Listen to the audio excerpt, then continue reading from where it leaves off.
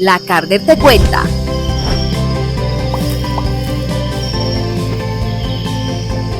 Hola, ¿qué tal amigos? Bienvenidos a este nuevo capítulo de La Carder te cuenta. Hoy vamos a hablar de un tema muy interesante que nos concierne a todos los pereiranos, a todos los risaraldenses, y es acerca de la calidad del aire y acerca de la contaminación auditiva. Y para eso tenemos un invitado muy especial que en un ratico se los voy a presentar. Y hemos decidido hablar por este tema porque yo pensaba esta semana y yo decía, a nosotros nos falta de pronto un poquitico más conciencia en cuanto a nuestro transporte, nuestro medio de transporte. Yo decía la bicicleta porque no la utilizamos. Hay muchas campañas que hacen relación a la bicicleta. Visualmente está reconocida esas campañas, pero nos falta un poquitico tener conciencia de la utilización de este medio de transporte, pues ya que no tiene emisión de gases contaminantes para el medio ambiente, no hace ruido, no tiene motor, no tiene, bueno, hay unos que le ponen motorcito, le ponen pito, pero bueno, de esta manera empezamos con este tema de la calidad del aire y para eso quiero presentarles a nuestro invitado del día de hoy. Él es Hugo Alberto Hincapié Zavala, él es administrador ambiental y especialista en Derecho Ambiental de la Universidad del Externado de Colombia. Don Hugo, bienvenido a este espacio de La Carder te cuenta. Sebastián, muchas gracias por la invitación. Don Hugo, cuéntenos, ¿cuánto tiempo lleva usted trabajando de este tema aquí en la corporación? Yo llevo en la entidad, todo el tiempo he trabajado en el mismo tema, o sea, desde que ingresé en la corporación en septiembre del año 1995, es decir que el mes anterior cumplí 30 años de estar en la entidad. Toda una vida dedicada al cuidado del aire entonces desde la corporación.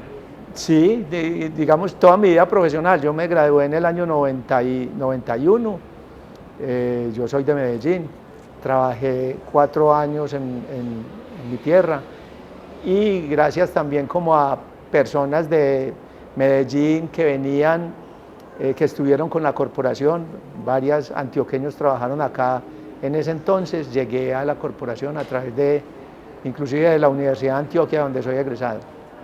Bueno, don Hugo, para iniciar yo quiero saber si la calidad del aire o los responsables de pronto de incrementar esta contaminación es netamente el campo automotriz, solo son los carros los que digamos, porque uno ve busetas que eso parece que tiene una nube negra encima y uno dice, bueno, aquí hay un claro ejemplo de contaminación, ¿cierto? Sí. Pero, ¿qué es eso que no es tan visible que de cierto modo también puede llegar a contaminar el aire? Yo me atrevo a decir, yo no sé si quizás yo como ciudadano de a pie, cómo puedo contribuir a que ese crecimiento tan exponencial de la contaminación del aire no sea tan directo. Por ejemplo, si yo me voy a, no sé, quizás me voy a una fogata y prendo fogatas no controladas, ¿qué tipo de quemas pueden, digamos, contribuir a esa contaminación yo como ciudadano de a pie, o si solamente son las grandes empresas, o como lo decía el campo automotriz? Bueno, eso es lo que quiero que iniciemos. ¿Cómo hace la gente de pronto para favorecer esa contaminación, por decirlo de alguna manera? ¿O si es únicamente el campo automotriz? A ver, la contaminación del aire está afectada por diferentes tipos de fuentes. La contaminación del aire es un problema multifactorial, porque sobre la calidad intervienen distintos procesos, pero como me lo preguntas, si es únicamente las fuentes móviles, o los automotores los responsables de la contaminación, no, la respuesta es no. Existen además otras fuentes de contaminación, las fuentes de contaminación de origen industrial, las que utilizan calor o combustión dentro de sus procesos. En nuestra región ocurre también la presencia de contaminantes de origen natural. Dentro de las de origen natural tenemos las quemas no provocadas o no quemas no controladas. Tenemos las emisiones volcánicas, acá existen trazas de origen volcánico, existen la llegada de contaminantes o material particulado por arrastre El polen, por ejemplo, que viene de los árboles, ese también se suma a los factores de contaminación. Lo que ocurre con el vehículo es que el vehículo es la fuente de mayor contaminación en esto que le decía que es multifactorial. Los diferentes estudios hablan de que las fuentes móviles generan el 80% de la contaminación, el 20% son las otras fuentes. También hay las de origen doméstico, las que usted dice, que son aquellas ya de pequeñas quemas no controladas, pero las que más se verifican, las que más se siguen, a las que les hacen el control, son aquellas que son recurrentes. Por ejemplo, yo lo preguntaba porque uno muchas veces cuando va caminando por la ciudad, algunos lotes como baldíos o donde hay como espacios muy abiertos, muy solos, suelen haber quemas. Entonces yo me preguntaba, primero, ¿qué queman? O sea, ¿qué es lo que están quemando ahí? ¿Por qué lo están quemando? Porque muchas veces hacen quema vegetal como de hojas secas, pero muchas veces el olor me dicen, no, eso no es solamente hoja seca lo que están quemando. Pueden estar quemando plástico, llantas, yo qué sé, o sea, otro tipo de cosas que uno va caminando y son quemas. Y yo decía, bueno, ¿esto está regulado o cómo se hace esa medición? Hablando también del campo automotriz, ¿cómo se hace esa medición de la calidad del aire? Bueno, la medición de la calidad del aire tiene, dependiendo de las características, tiene diferentes metodologías.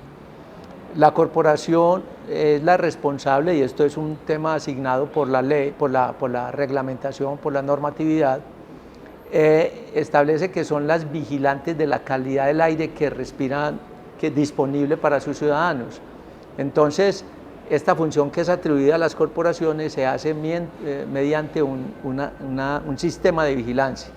El sistema de vigilancia son instrumentos técnicos que están ubicados en diferentes partes de la ciudad. Acá nosotros contamos con instrumentos en Pereira, 2 estaciones, Dos Quebradas, Santa Rosa, La Virginia, y tenemos una estación de fondo en la Florida, en la vía La Florida, perdón. Estas son tecnologías que lo que hacen es simular las condiciones de una persona respirando. Entonces captura aire como una aspiradora y a través de diferentes métodos se verifican los principales contaminantes, el material particulado, óxidos de azufre, óxidos de nitrógeno. Ese es el que hace la corporación para el aire disponible, pero también hay métodos para medir contaminantes en industrias. A la industria se le verifica aquellas emisiones que salen por las fuentes, porque la entidad otorga los permisos de fuentes fijas, que es la autorización ambiental que otorga la autoridad para realizar una descarga o una emisión al aire. Ahí se verifica mediante pruebas instrumentales, dependiendo del tipo de proceso. Se utiliza carbón, gas, ACPM, se verifica cuáles son los contaminantes más representativos allí. Además, la corporación también verifica las fuentes móviles, los automotores, que aportan tanto a la contaminación del aire. ¿Cómo lo realiza? Mediante operativos en vía pública, también en forma instrumental, realiza la verificación de aquellos vehículos y determina si están por encima o están cumpliendo con los niveles. Eso le iba a preguntar. Después de la medición, ya sea mediante operativos móviles, que es para el campo automotriz, o los puntos fijos, ¿cierto? Después de que se hagan estas mediciones, ¿cuáles son como esos porcentajes o esas líneas divisorias para decir hasta aquí llega la emisión buena, ¿cierto? Ya de aquí para arriba ya estamos entrando ya pues como en una infracción ambiental? ¿Cómo son esas medidas? ¿O qué se aplican más bien en los correctivos para controlar precisamente esas emisiones? Sí. Hay diferentes medidas. Como hablábamos ahora ya de los mecanismos de verificación, la red, los operativos en vía pública o las pruebas en industria, cada una de estas tiene un límite y unas acciones que se emprenden en caso de que se superen las normas. En el caso de la norma de calidad ambiental, como esta es una norma que no tiene un directo responsable, sino que es el aire respirable de la ciudad, la entidad, en caso de que se superen las normas, está en la obligación de adoptar algo que llama la medida excepcional por contaminación. Esto, en el caso de que esto suceda, de que se superan eventualmente, la autoridad ambiental tiene la obligación de expedir un acto administrativo donde le anuncia al alcalde municipal que entramos en un estado de alerta, de prevención o de emergencia, dependiendo de la categoría, y se deben de adoptar unas medidas como impedir la circulación de vehículos diésel en algunas zonas, impedir las actividades físicas al aire libre, impedir inclusive la movilización de la aglomeración de ciudadanos en áreas de concentración. Son medidas muy estrictas.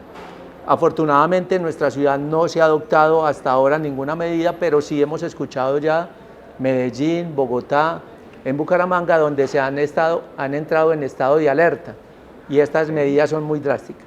Ahora vamos para el caso de una fuente fija o una industria que incumple con la norma. Se supone que la norma es el límite tolerable hasta donde una empresa podría generar emisiones sin poner en riesgo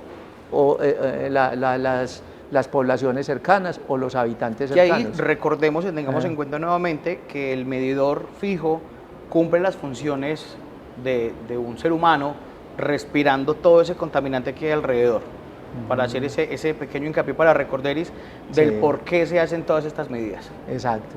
En caso de que una empresa incumpla, entonces la entidad tiene la facultad de suspender transitoria o definitivamente la emisión del contaminante. También existen algunas consecuencias, como el incumplimiento de la ley 1333, y es de imponerle unas medidas ya de tipo económico o imponer unas acciones que vayan en cuanto a inversión para que se adopten sistemas de control que hasta tanto no se instalen no podría la empresa seguir generando esas emisiones, y son sujetas al seguimiento por parte de la autoridad ambiental.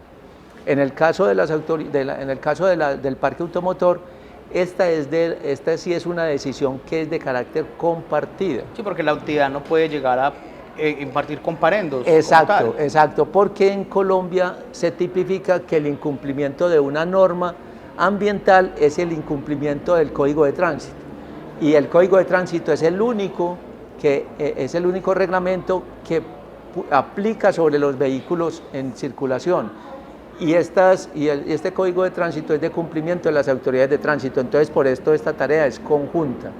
Muchas veces la ciudadanía nos pregunta: ¿ustedes qué hacen acá? Y le explicamos: es que la autoridad de tránsito toma la decisión a partir del resultado que obtiene la autoridad ambiental.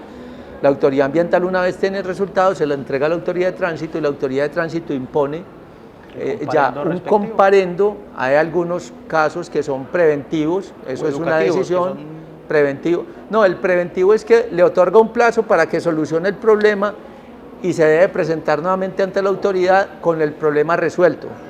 Si el problema no lo resuelta en un margen de tiempo, viene la multa. Pero en casos donde hay flagrancia, es decir, es tan evidente el problema, visible, y los resultados... Hablemos de las bucetas, que son las que, digamos, que más contaminan con el smog, y que de verdad se nota demasiado porque es muy evidente el humo negro. Entonces, en ese caso ya ahí no hay... Exacto, esto aplica para todo tipo de vehículo. Lo que ocurre es que las más visibles, representativas, son los vehículos diésel, y nuestro parque automotor se mueve con combustible diésel. Entonces estos vehículos, en estos casos se les impone una sanción, pero la sanción da como consecuencia la inmovilización. Estos carros son inmovilizados en el punto, se retiran en la grúa, y el propietario del vehículo debe hacer los trámites para levantar la multa, pero además debe llevarlo a un taller, reparar el problema, ir a un centro de diagnóstico, que le emitan un concepto y que se levante la sanción. Pero de todas maneras eso trae una sanción económica. Estos vehículos son los que a la postre, digamos, en los operativos más cuidado se le pone porque son los que más denuncias recibimos por parte de la ciudadanía. Esto hablando de tema de contaminación del aire, ¿cierto? Pero en temas de contaminación auditiva, don Hugo, ¿qué se está implementando? ¿Qué se implementa? ¿Cómo son esas acciones para medir? Yo tengo conocimiento y sé que, por ejemplo, en los establecimientos nocturnos, pues va la policía con un aparatico que mide los decibeles, ¿cierto? Pero eso es algo como muy doméstico en las discotecas, que es un flagelo constante, sobre todo cuando las discotecas se encuentran en sectores residenciales. Digamos que la afectación, no sé qué tan ambiental sea, más bien es como una afectación hacia un sector de unas personas que están, digamos, sufriendo ese problema. Pero entonces, ya a nivel general, ¿cómo son esas mediciones que hace la Carder para verificar cómo está el ruido en la ciudad? Porque también afecta de cierto modo, de manera directa, a la fauna. Sí, a ver, en materia de ruido es un poco similar a lo de calidad del aire. Cuando hablábamos ahora de calidad del aire, que tenemos los equipos, el sistema de vigilancia para medir el aire respirable, donde todos aportan y es el aire que nos queda del cual nosotros disponemos. En ruido también hay algo que se llama el ruido ambiental y es el ruido de ciudad, donde todas las diferentes fuentes aportan: el vehículo, el vendedor de frutas, el pito, la sirena, todo, o sea, todo de manera simultánea. Y la entidad tiene, en aquellos municipios que tienen más de 100.000 habitantes, así lo define la norma, debe de identificar en diferentes sectores o en las zonas priorizadas los niveles de ruido ambiental. La entidad tiene identificados 77 puntos en Dos Quebradas, 113 en Pereira, y anualmente realiza la evaluación de todos estos niveles de ruido. Recientemente la corporación además adquirió un software de modelación que se llama un software de modelación de ruido ambiental, el SOUPLAN, que le permite con esta información mirar cómo es el nivel de ruido de la ciudad, tanto de manera diurna como nocturna. Entonces ese es el primer ejercicio que hace la entidad. Estos mapas la entidad los entrega a los municipios para que los incorporen dentro de los planes de ordenamiento, para que aquellas zonas que estén con altos niveles de ruido entren a tomarse medidas en el ordenamiento del territorio frente a las asignaciones de uso del suelo. ¿Y qué tipo de medidas se puede? Porque yo puedo decir, bueno, una buseta o un carro que esté afectando el ambiente, pues uno lo manda a corregir, ¿cierto? A arreglar el problema y digamos que puede bajar la emisión de gases. Pero en cuanto al ruido, por ejemplo, ¿cómo son esas medidas de pronto, no sé si preventivas o ya de suspensión de algo? Porque ¿cómo se les va o qué se les puede suspender o cómo se les puede sancionar? ¿O cuál es el tratamiento en aspecto de ruido? A ver, cuando me refería a que los planes iban para las oficinas de planeación de los municipios, es que estamos hablando de que las medidas iniciales, las medidas de origen, van desde lo estructural. Es decir, hoy, si se cuenta con un hospital que está clasificada como dentro de las zonas de tranquilidad, en materia de planificación, una ley urbanística no podría darle cabida a que lleguen actividades asociadas al entretenimiento. Ni una discoteca, ni un bar deberían de estar en un perímetro cercano a estas zonas. Entonces, desde la planificación, esas son las medidas, es la compatibilidad entre aquellas que requieren descanso, un centro geriátrico, una escuela, un hospital, que deben de tener una compatibilidad con lo residencial, y aquellas actividades que sean de tipo de entretenimiento, ya los bares, los centros de recreación, pues deben de tener una compatibilidad con otras actividades. Esta es la primera decisión, la que se toma desde el origen, ahora inclusive con la llegada de la nueva ley del ruido van a aparecer aspectos muy interesantes, como es las zonas de amortiguación, es decir, el respeto para que haya entre actividades que se generen como ruidosas y aquellos receptores existan unas zonas de amortiguación, unas distancias.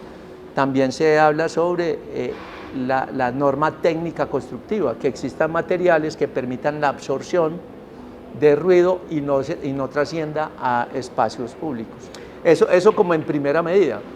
Pero vienen también el ejercicio de control. Acá en el ejercicio de control sí ya la tarea es compartida. Cuando usted, Sebastián, me preguntaba sobre el tema de la policía, bueno, la policía ejerce un papel acá muy importante, porque aquí el ruido, que es el ruido que se genera por el orden ciudadano, ese le compete a la autoridad policiva su control. Aquel que se genera por parte por conflictos de vecindad, el vecino ruidoso, ese le compete a la policía. Pero la autoridad municipal también tiene control sobre otros. ¿Cuál? Los conciertos, actividades abiertas en espacio público, la generada por las iglesias, es decir, aquellas que requieren un control. Ahora, la autoridad ambiental, ¿a cuál le corresponde? Aquellas actividades que requieren trámites, permisos, autorizaciones ambientales y tienen el impacto de ruido dentro de la serie de impactos identificados.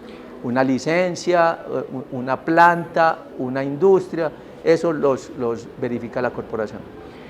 Yo lo pensaba también desde otro punto, que no sé qué tan viable sea, pero pasa. Las ciudades están creciendo de manera muy rápida, ¿cierto?